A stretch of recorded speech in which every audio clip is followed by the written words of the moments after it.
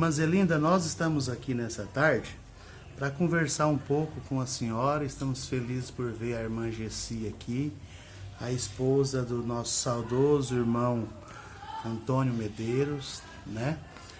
E nós estamos hoje porque nós, além de considerarmos, nós reconhecemos o irmão Medeiros como um dos pioneiros do adventismo aqui no nosso município de Barra do Bugres. Uma pessoa que foi importante não só para trazer o adventismo, como para propagar a mensagem adventista e a mensagem da volta de Jesus aqui no nosso município. Um homem de Deus, um evangelista nato, que muitas pessoas conheceram a palavra por meio do nosso saudoso irmão Antônio Medeiros. Irmã Zelinda, como e quando se deu a vinda de vocês aqui para Barra do Bugres? Qual que foi o contexto?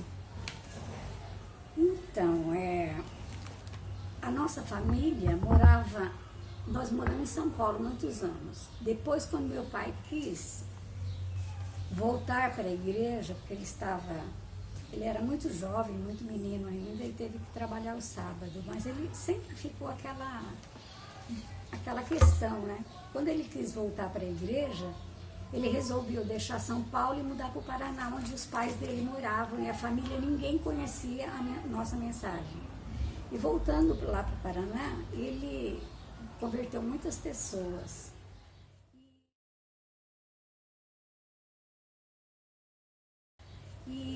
Mas acabamos retornando a São Paulo e ficamos mais uns anos lá em São Paulo. Com isso, ele se preocupava com a família dele, que não conhecia a mensagem. Então ele quis vir atrás da família, só que a família tinha mudado para cá, para Barra do Bugres. Os pais dele, que estavam no Paraná, mudaram para cá, para Barra do Bugres. Então foi quando a gente veio passear uma vez para visitar os familiares, e ele se encantou por isso aqui. Foi quando nós fomos da primeira vez na Escola Sabatina no Monte Butino, quando a gente estava passeando aqui. Mas eu acho que lá eles já fizeram planos de pregar o evangelho na nossa cidade, que era um campo que precisava muito, não tinha ninguém. Então voltamos para São Paulo e logo arrumou um jeito de comprar uma terra, uma areazinha, e mudamos para cá, e foi onde começou tudo. Quer dizer, ele aí começou então a construção da Igreja Central, foi a primeira igreja. Então no ano de 1975 foi o ano que ele veio e começou o trabalho com afinco aqui no município de Barra do Bugres. Logo em seguida, naquela ampliação nas reuniões da igreja, na igreja, na garagem, aí chega também a família do irmão Medeiros, com ele, né? E ele nos contribuiu muito com a ajuda e com as pregações no trabalho missionário.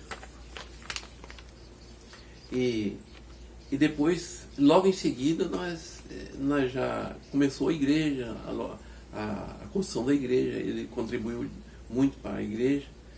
Então foi uma maravilha, porque quando nós estávamos em poucos, né, logo a igreja cresceu e se desenvolveu, e nós vemos através dele também o trabalho profícuo que logo construiu a igreja do Rio Branco e também mais outra igreja. Então a igreja Rio Branco também foi fruto desse trabalho evangelístico do irmão Antônio Medeiros. Antônio Medeiros. Muito bom. E qual que era o jeito do seu Medeiros fazer o evangelismo, Zelinda? Lá nos primórdios. Era igual é hoje, com muita tecnologia? Conte para nós sobre isso. Apesar de que meu pai sempre foi um homem à frente do tempo. Porque quando ninguém tinha um projetor, ele tinha.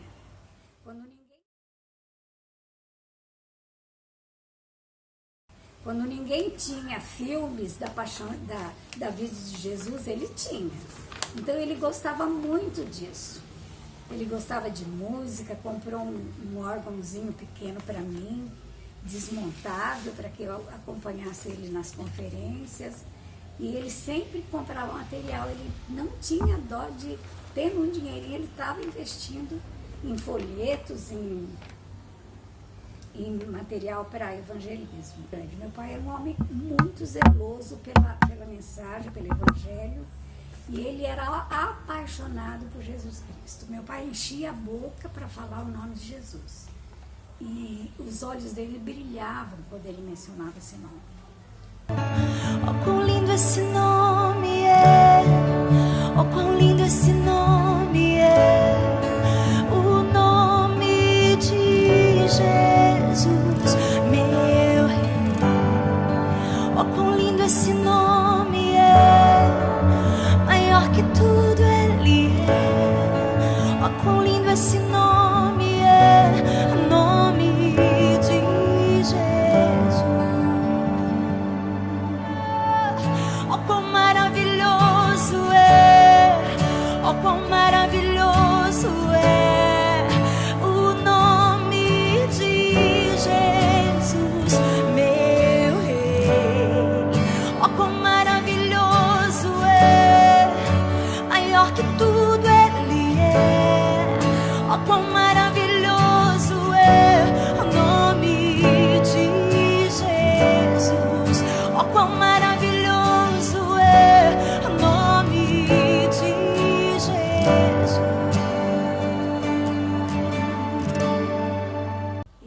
Ele foi convertido assim, totalmente. Ele era um homem zeloso demais com as coisas de Deus. Muito, muito zeloso.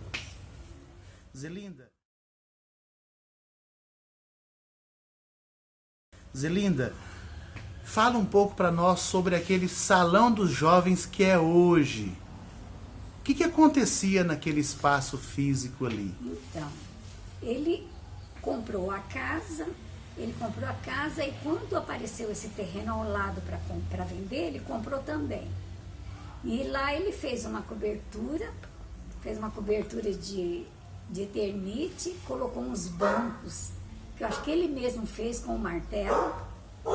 Ele fez os bancos e aí ele começou a passar filmes para as pessoas convidavam. Na época da Semana Santa fazia ali o evangelismo, os jovens se reuniam para conversar. Até posso dizer até que o primeiro pequeno grupo que eu vi foi ele fazendo lá um dia qualquer da semana com pessoas interessadas em estudar a Bíblia.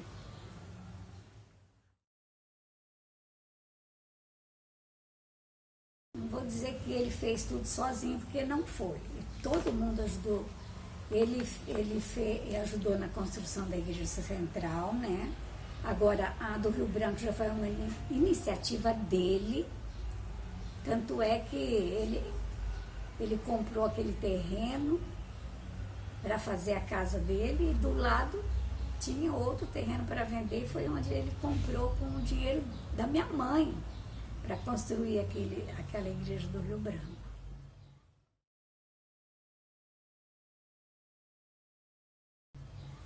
E quando ele viu a necessidade de se expandir, ele veio para cá e não sei como foi, mas ele começou esse trabalho aqui. Ele comprou essa casa, fez uma loja, um escritóriozinho.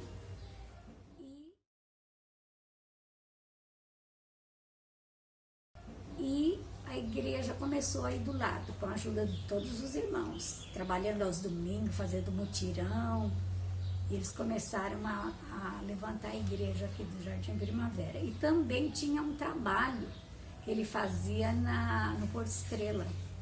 Um trabalho muito bom e era muita gente. Eu cheguei algumas vezes com ele. O evangelismo era de sábado à noite e muitas pessoas. Ele chegava, colocava o somzinho dele para tocar e as pessoas se aproximavam e ele passava os filmes dele e era muito bom.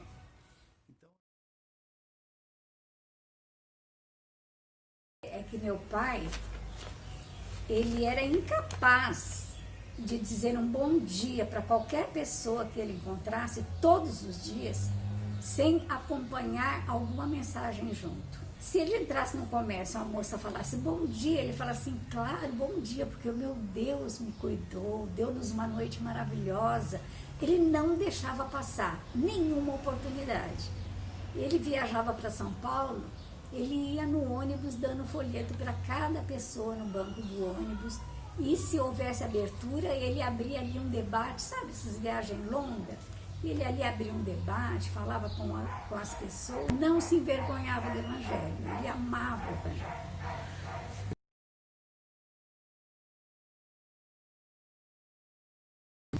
Olha, eu fui batizada, meu pai foi batizado, 4 meses depois eu fui batizada. Quando ele foi rebatizado, lá no Paraná, 4 meses depois eu fui batizada. Eu fui batizada no dia 31 de dezembro de 1960. Então, o pôr do sol sempre foi uma festa na nossa casa. Sempre foi um momento muito especial.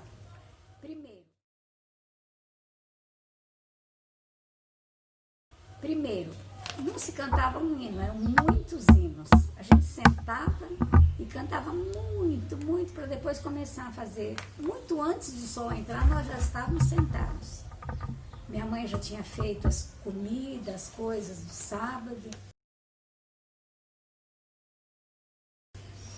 E quando eu tive a oportunidade de ter minha própria família, eu fiz a mesma coisa, porque eu aprendi com ele. Eu falava para os meus filhos, olha, os anjos já vão passar com as bênçãos do sábado, vamos tomar banho, eles já estão vindo. E eles se aceleravam e 15 minutos, 10 minutos antes do pôr do sol já estavam sentadinhos na sala, cantando. E eu procurei manter isso na minha casa. Depois de adulta, grande, casada, com filhos casados, eu ouvi o meu pai.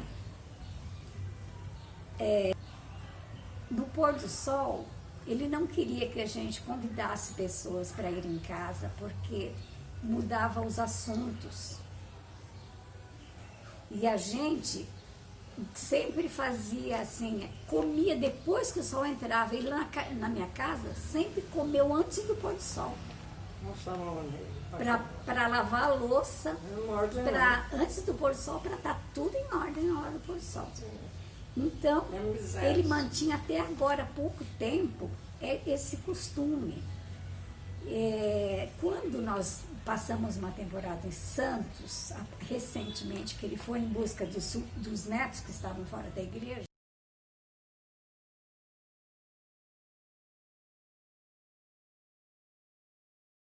eu tive a oportunidade de ver que toda sexta-feira faziam aquele pôr do sol na casa dele, para ele poder instruir os netos sobre a mensagem, sobre voltar para a igreja. Tanto é que meu sobrinho hoje é um grande orgulho para mim, é um grande pregador, ele está fazendo de tudo para seguir os passos do avô. E se converteu depois que meu pai faleceu, meu pai não teve a oportunidade de ver isso. Então, meu pai, ele gostava daquele encontro, mas ele se incomodava se a gente fugisse do assunto. Ele se incomodava com isso. Então a gente estava comendo e ele estava recolhendo as louças, enfiando dentro do tanque para ninguém se atrever a lavar uma colher após o pôr do sol. Sempre foi zeloso, muito zeloso. Essa é uma lição aprendida, jamais esquecida.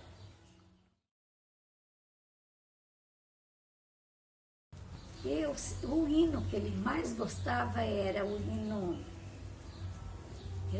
era O Dia Eu Não Sei. O Dia Eu Não Sei era um hino dos prediletos dele. Mas ele...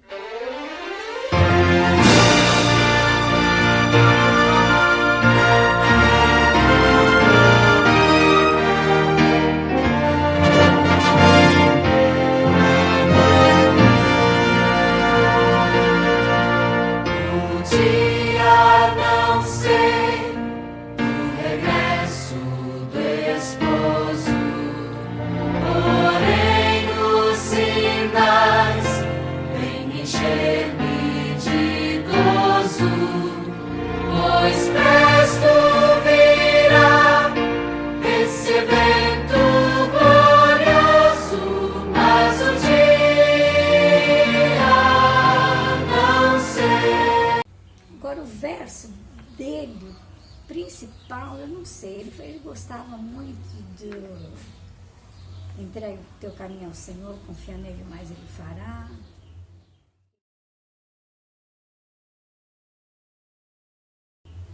Ele gostava muito do Salmo 23.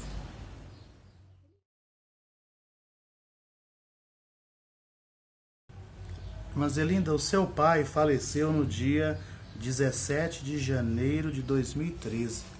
Se ele estivesse aqui, irmã Zelinda, qual seria a mensagem espiritual que ele deixaria para a igreja? Considerando... Sabe que a gente já conversou sobre isso aqui em casa. É o único momento em que a gente agradece a Deus por ele não estar. Eu acho que ele não aguentaria ver a igreja como está. Principalmente na parte musical. Meu pai não aceitaria, francamente.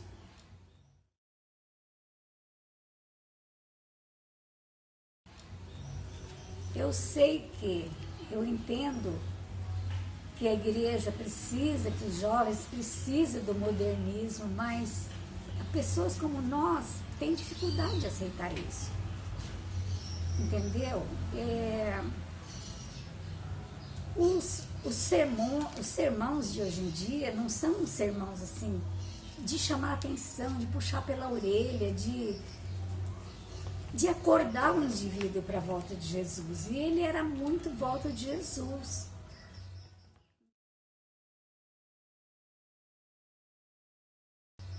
Então, hoje em dia, às vezes a gente vai na igreja, ouve lá uma, como dizia ele, historinha de Daniel, historinha de crianças. Às vezes a gente vê no nosso culto da igreja. A gente está vivendo um momento muito... Eu acho que ele não se encaixaria nesse panorama que a gente vê hoje, não.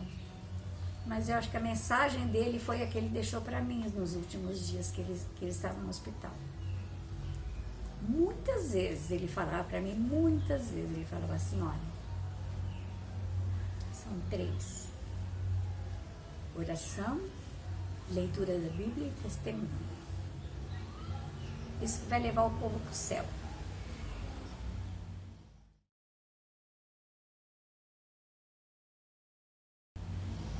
Oração é uma comunhão com Deus diária, é aquela conversa, é aquela transformação de dentro para fora que Deus te proporciona.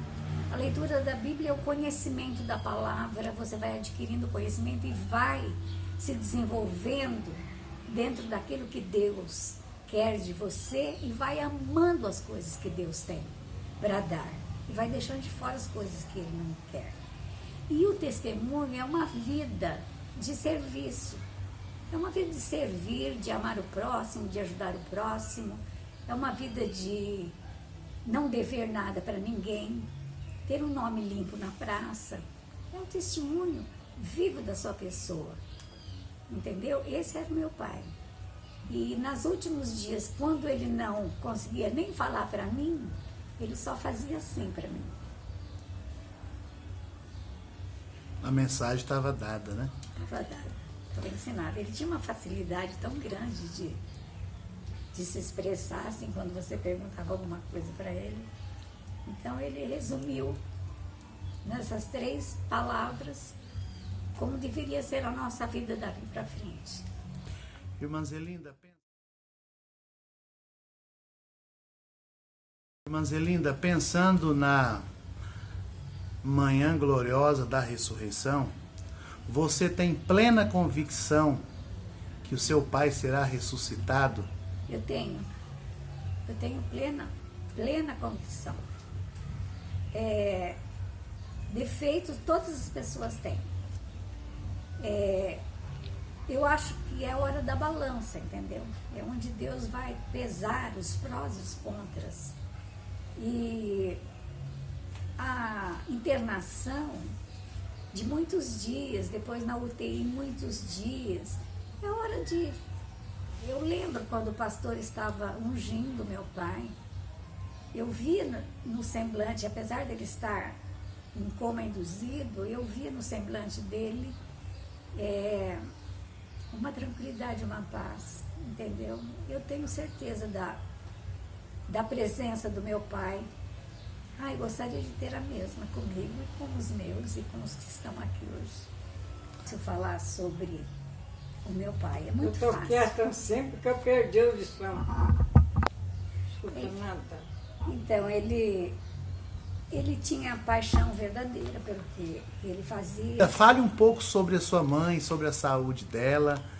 Ela já tem quantos anos? Então, minha mãe vai fazer agora, dia 20, ela vai fazer 91 anos. Ela está saudável, bem saudável fisicamente, porque ela tem uma memória boa, uma cabeça boa, ela tem um coração forte. Por causa dessa pandemia, ela caiu muito, porque a gente fica muito em casa, poucas pessoas vêm aqui em casa e a gente não sai também. Então ela tem muitas dores, a perninha também está muito fraca, os ossos estão bastante E o Rony? debilitados, né? Mas ela Casou? tem uma cabeça boa, como Casou. a ver, ela está conversando aí com as meninas, está perguntando É, às olha pessoas, que ela se maravilha. lembra, é impressionante como ela se lembra dos irmãos assim.